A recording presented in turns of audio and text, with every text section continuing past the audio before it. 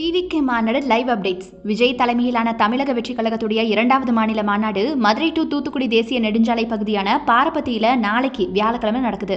முதல் மாநாடு பார்த்தீங்கன்னா விழுப்புரம் மாவட்டம் விக்கிரவாண்டி பக்கத்தில் கடந்த ஆண்டு நடந்த நிலைமையில தற்போது அடுத்த மாநாடு மதுரையில் நடக்க இருக்கு. இந்த மாநாட்டுக்கு 506 ஏக்கர்ல இடம் தேர்வு செய்யப்பட்டு மேடை, இருக்கைகள், மின்விளக்குகள் அமைக்கும் பணிகள் நிறைவடைஞ்சிருக்கு. இப்போ அண்ணா, எம்ஜிஆர் ஆகிய தலைவர்களோட விஜய் இருப்பது மாதிரியான படங்கள் மேடையுடைய உச்சியில் இடம் பெற்றிருக்கு. அதுல வாகை சூடும் வரலாறு திரும்புகிறது, விஜய் வெற்றி பேரணியில் தமிழ்நாடு அப்படின்னு எழுதப்பட்டிருக்கு. ஸோ மாநாட்டுக்கு வர்றவங்களுக்கான அடிப்படை வசதிகளும் பாதுகாப்பு பணிகளும் தீவிரமாக ஏற்பாடு செய்யப்பட்டிருக்கு. மாநாடு பிற்பகல் 3:15 மணிக்கு தொடங்கி இரவு 7:25 மணி வரைக்கும் நடக்க இருக்கு அப்படின்னு சொல்லப்படுது. அதுபோக 100 அடி உயர கொடி கம்பத்தில் கட்சி கொடியை ஏற்றி தொண்டர்கள் மத்தியில் விஜய் உரையாற்றுவார் அப்படின்னு சொல்றாங்க.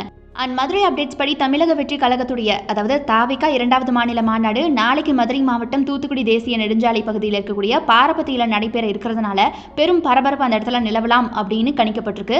அதனால பாரபத்தி சுற்றுவட்டார தனியார் பள்ளி மற்றும் கல்லூரிகளுக்கு விடுமுறை அளிக்கப்பட்டிருக்கு அங்க.